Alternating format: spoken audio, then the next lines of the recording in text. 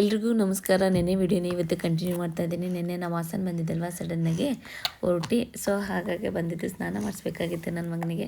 ನಾನು ಮಾಡಿಸ್ತಾ ಇದ್ದೆ. ಪಾಪ ನಮ್ಮ ಪಾಪ ನೀರು ಹಾಕ್ಲಾ ಅಂತ ಕೇಳ್ತಾಯಿದ್ರು. ಅಂದರೆ ಅವ್ರಿಗೆ ಅದು ಅಭ್ಯಾಸನೇ ಇಲ್ಲ. ಅಂದರೆ ಪಾಪ ನಾನು ಒಬ್ಳಿಗೆ ಕಷ್ಟ ಆಗುತ್ತೆ ಅಂತ ಹೇಳಿಬಿಟ್ಟು ಕೇಳ್ತಾಯಿದ್ರು. ಆಮೇಲೆ ಇಲ್ಲ, ನಾನೇ ಸ್ನಾನ ಮಾಡಿಸ್ಬಿಟ್ಟು ಪಾಪಂಗೆ ಕೊಟ್ಟು ನಾನು ರೆಡಿ ಆಗೋಣ ಅಂತ ಹೇಳಿ ಹೋಗ್ತಾ ಇದ್ದೆ. ಹಾಸನಿಗೆ ಏನು ಯಾವಾಗಲೂ ಬರಲ್ಲ ಅಲ್ವಾ. ಸೊ ಹಾಗಾಗಿ ಬಂದಾಗೆಲ್ಲ ಸ್ವಲ್ಪ ಮನೆ ಕ್ಲೀನ್ ಮಾಡಿಬಿಟ್ಟು ಗುಡಿಸ್ಬಿಟ್ಟು ಹೋಗ್ತೀನಿ. ಹಾಗೆ ನಾನು ಕೂಡ ರೆಡಿಯಾಗಿ ಒಂದು ಸ್ವಲ್ಪ ಮನೆ ಕ್ಲೀನ್ ಮಾಡಿಬಿಟ್ಟು ಹೊರಟೆ. ಪಪ್ಪ ಮೊದಲೇ ಹೋಗಿ ಪಾಪುನು ಕರ್ಕೊಂಡೋಗಿ ಕಾರಲ್ಲಿ ಕೂತಿದ್ದಾರೆ. ಪಾಪ ವೆಯ್ಟ್ ಮಾಡೋದಂದ್ರೆ ಕಷ್ಟ ಅಲ್ವಾ. ಹಾಗಾಗಿ ಏನು ಬೆಳಗ್ಗೆ ಇಡ್ಲಿ ತಿನ್ವಲ್ಲ, ಸಿಕ್ಕಾಬಟ್ಟೆ ಬಯರ್ಕೆ ಆಗೋಗ್ಬಿಟ್ಟಿದೆ. ಅಂದರೆ ಈ ಟೈಮಲ್ಲಿ ನೀರು ಅಷ್ಟೇ ಟೇಸ್ಟ್ ಬರಲ್ಲ ಅನಿಸುತ್ತೆ. ಕುಡ್ದೆ ನಾನು, ಟೇಸ್ಟ್ ಏನಿಲ್ಲ, ಗಂಜಿ ತಗೊಂಡಿದ್ದು. ಪಾಪ ಅವ್ರು ಕೊಡುವಾಗ ಹೇಳ್ಬಿಟ್ಟೆ ಕೊಟ್ಟರು, ನೀರು ಚೆನ್ನಾಗಿರಲ್ಲ, ಟೇಸ್ಟ್ ಇರಲ್ಲ, ಬರೀ ಗಂಜಿ ಮಾತ್ರ ಇರುತ್ತೆ ಅಂತ ಹೇಳಿಬಿಟ್ಟು. ಪಾಪು ಮೋಷನ್ಗೆ ಹೋಗ್ತಾ ಇರಲಿಲ್ಲ. ಒಂದು 7 to 8 days ಆಗಿತ್ತು. ಅಂದರೆ ಇಷ್ಟು ದಿನ ಏನಕ್ಕೆ ಅಂದರೆ 4-5 days ನಾರ್ಮಲ್ ಅಂತೆ, ಮಕ್ಕಳು ಹೋಗಲ್ಲಂತೆ. ಆಮೇಲೆ ಇನ್ನೇನು ನಾಳೆ ಹೋಗ್ತಾನೆ, ನಾಳೆದು ಹೋಗ್ತಾನೆ ಅಂತ ಅಂದ್ಕೊಂಡು ಹೋಗಿರ್ಲಿಲ್ಲಲ್ಲ. ಇವತ್ತು ಪಾಪನೂ ಕೂಡ ಹಾಸನಕ್ಕೆ ಬರ್ತಾ ಇದ್ರಲ್ಲ ಅಂತ ಹೇಳಿ ನಾನು ಕೂಡ ಹೊರಟಿ ಕರ್ಕೊಬಿಟ್ಟು ಬಂದೆ ಮಗನ. ಚಿಕ್ಕಳಿ ಅದು ಇದು ಚಿಕ್ಕಪುಟ್ಟು ಕೆಲಸ ಎಲ್ಲ ಮುಗಿಸ್ಕೊಳ್ಳೋದ್ರೊಳಗೆ ಮಧ್ಯಾಹ್ನ ಆಗಿಬಿಟ್ಟಿತ್ತು. ಪಪ್ಪಂಗೆ ಅಷ್ಟರಲ್ಲಿ ನಾನು ಹಾಸ್ಪಿಟಲೆಲ್ಲ ತೋರಿಸ್ಕೊಂಡು ಪಪ್ಪಂಗೆ ಏನೋ ಕೆಲಸ ಇತ್ತು ಅಂತ ಅವ್ರು ಅಲ್ಲೋದ್ರು. ಮತ್ತು ಅಕ್ಕಂಗೆ ಬರೋಕ್ಕೆ ಹೇಳಿದ್ದೆ, ಸ್ವಲ್ಪ ಏನೋ ಕೆಲಸ ಇತ್ತು ಅಂತ ಹೇಳ್ಬಿಟ್ಟು ಶಾಪ್ಗೆ ಹೋಗಬೇಕಾಗಿತ್ತು. ಅದೆಲ್ಲ ಮುಗಿಸ್ಕೊಂಡು ಹಾಗೆ ಊಟ ಮಾಡೋಣ ಅಂತ ಹೇಳಿ ನಮ್ಮ ಹಾಸನಲ್ಲಿರೋ ಮೆರಿಡಿಯನ್ಗೆ ಹೋಗಿದ್ದು. ನನ್ನ ಮಗ ಇವಾಗ ಸುಮ್ಮನಿರಲ್ಲ, ಸ್ವಲ್ಪ ಗಲಾಟೆ ಮಾಡ್ತಾ ಇರ್ತಾನೆ. ಹಾಗೆ ಪೈಸಪ್ಪ ಸ್ವಲ್ಪ ಬಾಯಿ ಕೊಟ್ಟರೆ ತುಂಬ ಹೊತ್ತೇನಿಲ್ಲ, ಒಂದು 5 minutes ಅಷ್ಟೇ ಸುಮ್ಮನೆ ಇರ್ತಾನೆ. ಹಾಗಾಗಿ ಕೊಟ್ಟು ಕೂರ್ಸೋದು ಅವ್ನಿಗೆ. ಯಾವಾಗಲೂ ಅದು ನಾನು ಕೊಡಲ್ಲ, ಸುಮ್ಮನೆ ಇರಲಿ ಅಂತ ಹೇಳ್ಬಿಟ್ಟು ಇಟ್ಕೊಂಡಿದ್ದೀನಿ. ಒಂದೊಂದು ಸರಿ ಅದು ಹೋಗಿ ನೆಂದಲ್ಲ, ಅದು ಬಾಯಿಗೆ ಇಟ್ಟರೆ ಹಾಗೆ ಮಲಗ್ತಾನೆ. ಹಾಗಾಗಿ ಅದರಿಂದ ಏನು ಯೂಸ್ ಇಲ್ಲ. ಸುಮ್ಮನೆ ಏನೋ ಮಕ್ಕಳು ನೋಡಿದಾಗ, ಮಕ್ಕಳು ಐಟಮ್ಸ್ ನೋಡಿದಾಗ ಖುಷಿ ಆಗುತ್ತೆ, ತಗೋಬೇಕು ಅಂತ ತೆಗೆದು ಇಟ್ಕೊಂಡಿದ್ದೀನಿ. ಅಷ್ಟು ಬಿಟ್ಟರೆ ಅದೇನು ಯೂಸ್ ಇಲ್ಲ. ನಾನು ಜಾಸ್ತಿ ಯೂಸೇ ಮಾಡಲ್ಲ. ಕೆಲವು ಮಕ್ಕಳು ಚೆನ್ನಾಗಿ ಬಾಯಲ್ಲಿ ಇಟ್ಕೊಂಡು ಜೊತೆ ಕೂತ್ಕೊಳ್ತಾರೆ. ಬಟ್ ನನ್ನ ಮಗನೂ ಅಷ್ಟೇ, ನನ್ನ ಮಗಳು ಅಷ್ಟೇ, ಅದೇನು ಇಟ್ಕೊಳ್ತಾ ಇರಲಿಲ್ಲ. ಸುಮ್ಮನೆ ತಗೊಂಡೆ. ನಮ್ಮನೆ ದೊಡ್ಡ ಮಕ್ಕಳು ಅದನ್ನೇ ಈಗ ಜಪ್ತಾ ಕೂತ್ಕೊಳ್ತಾರೆ.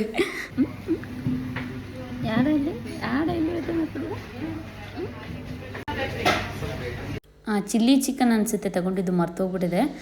ಚೆನ್ನಾಗಿತ್ತು, ನನಗಂತೂ ತುಂಬಾ ಇಷ್ಟ ಆಯಿತು. ಅಕ್ಕನೂ ಅದೇ ನೋಡಿ ಟೇಸ್ಟ್ ನೋಡ್ತಾ ಇದ್ದಾಳೆ ಹೇಗಿದೆ ಅಂತ ಹೇಳಿಬಿಟ್ಟು. ಆ್ಯಕ್ಚುಲಿ ನನ್ನ ಟೇಸ್ಟ್ ಯಾರೂ ಇಷ್ಟಪಡಲ್ಲ ನಮ್ಮ ಮನೆಗಳಲ್ಲಿ. ಕೆಲವ್ರ ರುಚಿ ಒಬ್ರೊಬ್ರಿಗೆ ಇಷ್ಟ ಆಗೋ ಥರ ಇರುತ್ತಲ್ವ. ನನಗಿಷ್ಟ ಆಗಬೇಕಾಗಿದ್ದು ನಿಮಗೆ ಇಷ್ಟ ಆಗಬೇಕು ಅಂತ ಏನಿಲ್ಲಲ್ಲ. ಸೊ ಹಾಗಾಗಿ ನನಗೆ ಓಕೆ, ಚೆನ್ನಾಗಿದೆ. ನನಗಿನ್ನು ಪಾಪ ಇಟ್ಕೊಂಡು ಕಟ್ ಮಾಡ್ಕೊಳಕ್ಕಾಗಲ್ಲ ಅಂತ ಹೇಳ್ಬಿಟ್ಟು ಅಕ್ಕ ಪರೋಟ ಎಲ್ಲನೂ ಕಟ್ ಮಾಡಿ ಹಾಕ್ತಾ ಇದ್ದಾಳೆ. ಇದು ಯಾವುದೋ ಗ್ರೇವಿ ಚೆನ್ನಾಗಿದೆ, ಇದು ನೋಡಬೇಕು. ಗ್ರೇವಿ ನಂಗೆ ಅಷ್ಟೊಂದು ಇಷ್ಟ ಆಗಲಿಲ್ಲ. ಬಟ್ ಚಿಕನ್ ತೊಗೊಂಡಿದ್ನಲ್ಲ, ಅದು ತುಂಬಾ ಚೆನ್ನಾಗಿತ್ತು. ಅದೆಲ್ಲ ಹಾಗೆ ಮುಗಿಸ್ಕೊಂಡು ಜ್ಯೂಸ್ ಕುಡ್ಕೊಂಡ್ಬಿಟ್ಟು ಬರೋಣ ಅಂತೇಳಿ ನಾವು ಯಾವಾಗ್ಲೂ MG ರೋಡಲ್ಲಿರೋ ಮಲ್ನಾಡು ಇದಕ್ಕೆ ಜ್ಯೂಸ್ ಸೆಂಟರಿಗೆ ಬರ್ತೀವಿ. ಅದು ನಮ್ಮ ಅಕ್ಕ ಮಕ್ಕಳು ಎಲ್ಲ ಅಲ್ಲೇ. ಅವರು ನನಗೆ ಕರ್ಕೊಂಡೋಗಿ ನನಗೆ ಅಭ್ಯಾಸ ಆಗಿ ಈಗ ನಾನು ಪಪ್ಪ ಬಂದರೂ ಕೂಡ ಇಲ್ಲಿಗೆ ಬರ್ತೀವಿ. ತುಂಬಾ ಚೆನ್ನಾಗಿರುತ್ತೆ.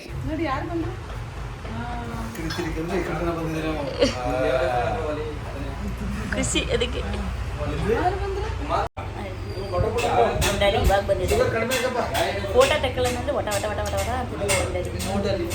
ಡ್ಯಾಡಿ ಕಾಣಿಸ್ತಾನೆ ಇಲ್ಲ. ಸೀಬೆಹಣ್ಣಿನ ಜ್ಯೂಸು, ಇದು ಅವಕಾಡೋ ಜ್ಯೂಸ್.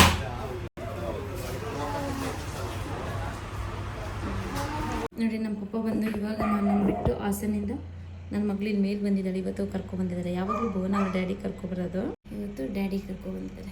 ಭುವನ್ ತಂಗಿ ಹಾಗೆ ನನ್ನ ಮಗಳು 3 ಜನ ಒಟ್ಟಿಗೆ ಒಂದು ಸ್ಕೂಲಿಗೆ ಹೋಗ್ತಾರೆ.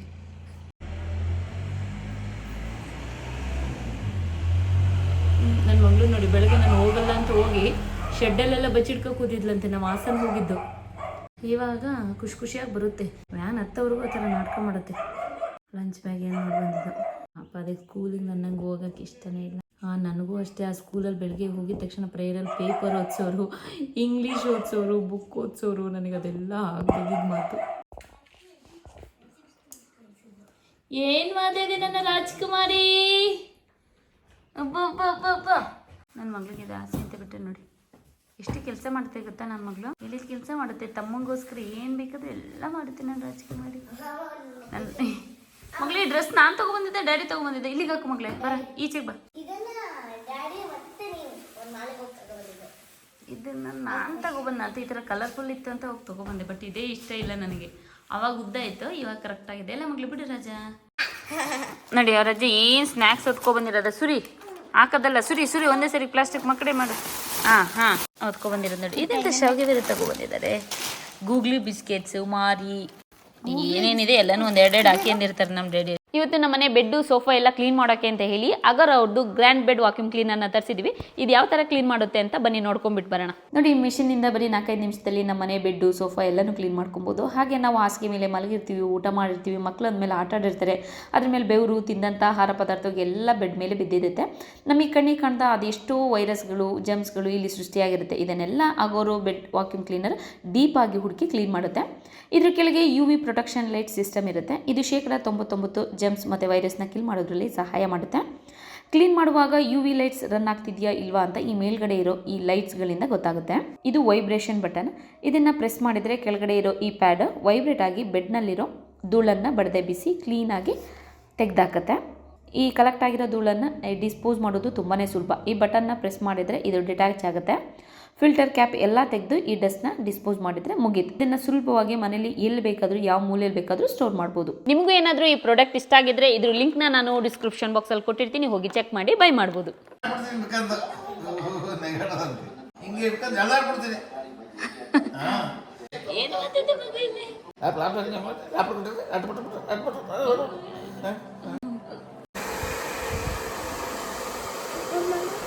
ಮಗಳು ಕೂದಲು ಉದ್ದ ಇರೋದ್ರಿಂದ ನಾವು ಆಕ್ಚುಲಿ ಬೇಗ ಒಣಗ್ಸೋಕ್ಕಾಗಲ್ಲ. ದಿನ ಬೆಳಗ್ಗೆ ಸ್ನಾನ ಮಾಡಿಸಿ ಕಳ್ಸೋಕ್ಕಾಗಲ್ಲ. ಅಮ್ಮ ತಣ್ಣಿ ಗಾಳಿ ಹಾಕಿ ಅದು ಬೇಡ. ನನ್ನ ಮಗ ನೋಡಿ, ಬೆಳಗ್ಗೆ ಒಂದು ಚೂರು ನನ್ನ ಮಗಳಿಗೆ ತಲೆ ಬಾಚಕ್ಕೂ ಟೈಮ್ ಕೊಡಲ್ಲ. ಎತ್ಕಾ ಓಡಾಡ್ಬೇಕಾದ ಅಭ್ಯಾಸ ಆಗೋಗ್ಬಿಟ್ಟಿದೆ ಪಾಪ. ನನ್ನ ಮಗಳನ್ನ ಬಿಟ್ಬಿಟ್ಟು ಒಂದು ಸ್ವಲ್ಪ ಆಚೆ ಈಚೆ ಕೆಲಸ ಮಾಡ್ಕೊತೀನಿ. ಅವಳಿಗೆ ಫ್ರೂಟ್ಸ್ ತುಂಬೋದು, ಅದು ತುಂಬೋದು, ಇದು ತುಂಬೋದು. ನಮ್ಮಮ್ಮ ಇಲ್ಲಿ ಶಾವಿಗೆ ಉಪ್ಪಿಟ್ಟು ಮಾಡಿದ್ದಾರೆ, ಘಮ ಘಮ ಅಂತ ಇದೆ. ಅಮ್ಮನೇ ಬೇರೆ ಥರ ಮಾಡೋದು, ತುಂಬ ಚೆನ್ನಾಗಿದೆ. ಆಮೇಲೆ ಬನಾನಾ ಅಥವಾ ಮೂಸುಂಬಿ ಎರಡರಲ್ಲೊಂದು ಕೊಟ್ಟು ಕಳಿಸ್ತೀನಿ. ಅಂದರೆ ಬಿಡಿಸಿ ಮಾಡಿ ಕೊಡ್ತೀನಿ. ಇದಾದರೆ ಹಾಗಾಗಿ ತುಂಬ್ತೀನಿ, ಇದು ಬಿಡಿಸಿ ಸೀಡ್ಸ್ ಎಲ್ಲ ತೆಗೆದು ಕಳಿಸ್ತೀನಿ. ಹಾಗೆ ಒಂದೊಂದ್ಸರಿ ಶಾವಿಗೆದವಳು ಅಷ್ಟು ಇಷ್ಟಪಡಲ್ಲ. ಅದು ಖುಷಿಯಾಗಿ ತಿನ್ನಲಿ ಅಂದ್ಬಿಟ್ಟು ಇದೊಂದು ಚೂರು ಸ್ನ್ಯಾಕ್ಸ್ ಹಾಗೆ ತುಂಬ್ತೀನಿ ಅಷ್ಟೇ. ಇದು ಕೆಳಗಡೆ ತುಂಬ್ತೀನಿ. ಅಥವಾ ಇಡ್ಲಿ ಸಾಂಬಾರು ಏನಾರು ಇದ್ದಿದ್ದನ್ನು ಕ್ಯಾಪ್ ಇರೋದಕ್ಕೆ ಸಾಂಬಾರು ತುಂಬ್ತೀನಿ. ರೆಡಿ. ಮಕ್ಕಳು ರೆಡಿಯಾಗಿ ಅವ್ರ ಅಕ್ಕನ ಕರ್ಕೊಂಡು ಹೋಗಕ್ಕೆ ಬಂದರು. ನನ್ನ ಮಗಳು ಬಿದ್ದು ಸರ್ಕಸ್ ಮಾಡ್ತಾ ಇದ್ದಾಳೆ, ಫೋನ್ ನೋಡ್ತಾ ಇದ್ದಾಳೆ ನೋಡಿ.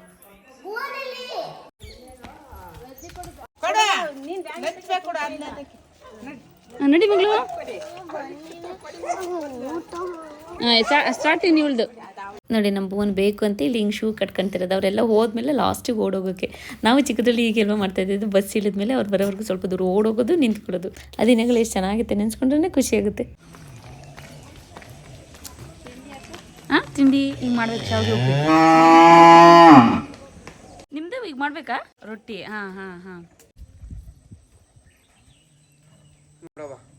ಅವಳನ್ನ ಕಲ್ಸಿ ಬಂದ್ಬಿಟ್ಟು ನಾನು ತಿಂಡಿ ತಿಂತಾ ಇದ್ದೀನಿ. ಮಗ ಎದ್ದೇಳಿದ್ರೊಳಗೆ ತಿನ್ಬೇಕು. ನನ್ನ ಮಗ 10 ನಿಮಿಷ ಕೋಳಿ ನಿದ್ದೆ ಮಾಡ್ತಾನೆ. ಅವನು ಅದ್ರೊಳಗೆ ತಿನ್ನೋಕ್ಕೂ ಆಗಲ್ಲ, ಸುಮ್ಮನೆ ಕೂತ್ಕೊಳ್ಳೋಕ್ಕೂ ಆಗಲ್ಲ, ಕೆಲಸ ಮುಗಿಸ್ಕೊಳ್ಳೋಕ್ಕೂ ಆಗಲ್ಲ. ಆ್ಯಕ್ಚುಲಿ ಇದು ಶಾವಿಗೆ ತುಂಬ ಚೆನ್ನಾಗಿದೆ. ಒಂದೊಂದ್ಸರಿ ಶಾವಿಗೆ ಉಪ್ಪಿಟ್ಟು ಮಾಡಿದಾಗ ಈ ಥರ ಉಪ್ಪು ಖಾರ ಎಲ್ಲ ಹಿಡಿಯಲ್ಲ ಸ್ವಲ್ಪ ಕೆಲವೊಂದು. ಇದು ಏನೋ ಒತ್ತು ಶಾವಿಗೆ ಅಂತ ತೊಗೊಬಂದಿದ್ರು ಡ್ಯಾಡಿ, ತುಂಬ ಚೆನ್ನಾಗಿದೆ. ಉಪ್ಪು ಖಾರ ಹುಳಿ ಶುಂಠಿ ಬೆಳ್ಳುಳ್ಳಿ ಪೇಸ್ಟ್ ಎಲ್ಲ ಅದ್ವಾಗಿದೆ. ಸ್ವಲ್ಪ ಅಮ್ಮ ಎಣ್ಣೆ ಜಾಸ್ತಿ ಹಾಕಿದ್ದಾರೆ ಚೆನ್ನಾಗಲಿ ಅಂಥೇಳಿ, ಚೆನ್ನಾಗಿ ಬಂದಿದೆ. ನನಗೆ ಸ್ವಲ್ಪ ಒಣಮೆಣ್ಸಿನ್ಕಾಯಿ ತುಂಬ ಇಷ್ಟ. ಒಣಮೆಣ್ಸಿನ್ಕಾಯಿ ಹಾಕಿದ್ದಾರೆ, ತುರುಕು ಮೆಣಸಿನ್ಕಾಯಿ ಹಾಕಿದ್ದಾರೆ. ಒಣಮೆಣ್ಸಿನ್ಕಾಯಿ ಹಾಕಿ ಚಿತ್ರಾನ್ನ ಒಗ್ಗರಣೆಯನ್ನೇ ಮಾಡ್ತಾರಲ್ಲ, ಎಷ್ಟು ಚಂದ ಅಲ್ವಾ? ಆದರೆ ಕಡಿಮೆ ಮನೇಲಿ ಮಾಡೋದು. ಬಿಳಿ ಬರುತ್ತೆ ಒಗ್ಗರಣೆಯನ್ನು, ಅಂಗನವಾಡಿಲಿ ಮೊದಲು ಕೊಡೋರಲ್ಲ. ಈ ಒಣಮೆಣ್ಸಿನ್ಕಾಯಿ ಎಲ್ಲ ಹಾಕಿ ಅರಿಶಿನ ಪುಡಿ ಹಾಕ್ತಾ ಇರಲಿಲ್ಲ, ಚೆನ್ನಾಗಿರೋದು. ಒಂದೊಂದ್ಸರಿ ಹಂಗೆ ಮಾಡ್ಕೊಂಡು ತಿನ್ನೋಣ ಅನ್ಸುತ್ತೆ. ಮಾಡಿಸ್ಕೋಬೇಕು ಅಮ್ಮನ ಕೈಲಿ ಯಾವಾಗಲಾದ್ರೂ. ಹಂಗೆ ಮುದ್ದು ಮಾಡ್ಬೇಕು ಅಮ್ಮ ನಿನಗೆ. ಅಮ್ಮ ಹಂಗೆ ಮುದ್ದು ಮಾಡಬೇಕು, ಹಿಂಗೆ ನಾನು ಮುದ್ದು ಮಾಡ್ಬೇಕು ನನಗೆ.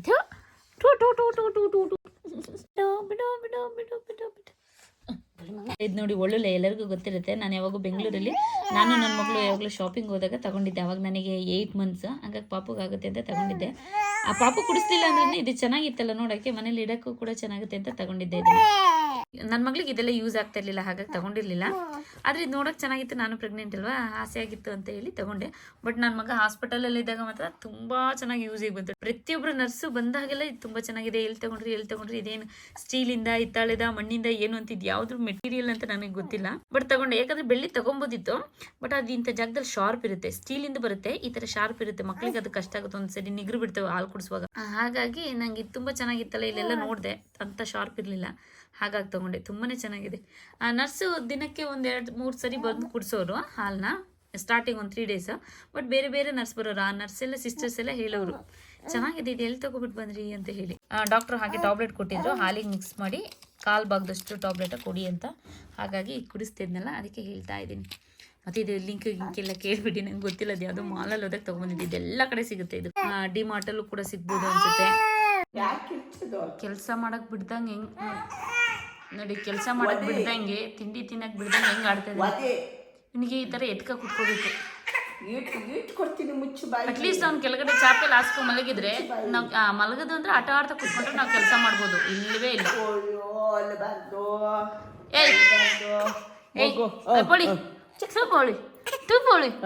ನೀವು ಅಭ್ಯಾಸ ಮಾಡಿರೋದು ಅಂತೀರಾ, ಆಕ್ಚುಲಿ ಅವ್ನು ತುಂಬಾ ಅಳ್ತಾ ಇರ್ತಾನಲ್ಲ, ಅವಾಗ ಸುಧಾರಿಸ್ಬೇಕಂದ್ರೆ ನಾವ್ ಏನಾದ್ರೂ ಒಂದು ಐಡಿಯಾನ ಮಾಡ್ಲೇಬೇಕಾಗ್ತದೆ. ಹೆಗ್ಲ ಮೇಲೆ ಹಾಕೋಬೇಕು, ಅವನ್ನ ಕೂರ್ಸ್ಕೋಬೇಕು, ಅವ್ನಿಗೆ ಅದೇ ಖುಷಿ. ಅವ್ನು ಹೇಳುವಾಗ ಸಮಾಧಾನ ಮಾಡಕ್ಕೆ ಏನೇನೋ ಮಾಡ್ತೀವಲ್ಲ, ಅವಾಗ ಇಂಥದ್ರಲ್ಲಿ ಸಮಾಧಾನ ಆಗ್ತಾನೆ ಅನ್ನೋದು ಕಲ್ತ್ಕೊಬಿಟ್ಟಿದೀವಿ. ಅವಾಗಿಂದ ಅವನು ಇದನ್ನ ಚಾಟಿ ಕಲ್ತ್ಕೊಂಡ್ಬಿಟ್ಟಿದ್ದಾನೆ. ನಾನು ಬಟ್ಟೆ ಧರಿಸ್ಕೋಬೇಕು ಬಂಗಡಿ, ಅಜ್ಜಿ ತಿಂಡಿ ತಿನ್ಬೇಕು, ಕೆಲಸ ಮಾಡಬೇಕು. ಏನು ಖುಷಿ ನೋಡಿ ಅದು.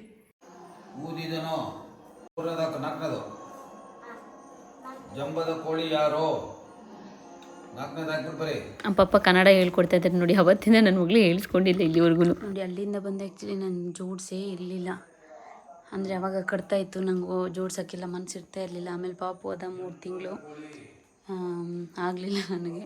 ಈಗ ಸ್ವಲ್ಪ ಪರವಾಗಿಲ್ಲ, ಅವ್ನು ಮಲಗಿದ ಟೈಮಲ್ಲಿ ಜೋಡಿಸಿ, ಇಲ್ಲಾಂದರೆ ನಾನು ಬೆಳಗ್ಗೆನೇ ಹರಡ್ಕೊಂಡು ಕೂತ್ಕೊಂಡಿದ್ದು, ಇಷ್ಟೊತ್ತಿಗೆ ಜೋಡಿಸ್ಬೋದಿತ್ತು. ಆದರೆ ಪಾಪು ಅವಾಗ ಎದ್ದು ಅಳ್ತಾನಲ್ಲ, ಹಾಗಾಗಿ ಸೂಟ್ ಕೇಸ್ ಎಲ್ಲ ಈ ರೂಮಲ್ಲಿ ಸೇರಿಕೊಂಡಿದೆ. ಇವೆಲ್ಲ ಕ್ಲೀನ್ ಮಾಡಬೇಕು. ನಾಳೆಗೆ ಅರ್ಧ ಮಾಡಿದರೆ ಮುಗೀತು. ಅದ್ರಲ್ಲಿ ಬೇರೆ ಇಲ್ಲಿ ಬೇರೆ ತಗೊಬಂದು ಇಟ್ಕೊಂಡ್ಬಿಟ್ಟಿದ್ದೀನಿ.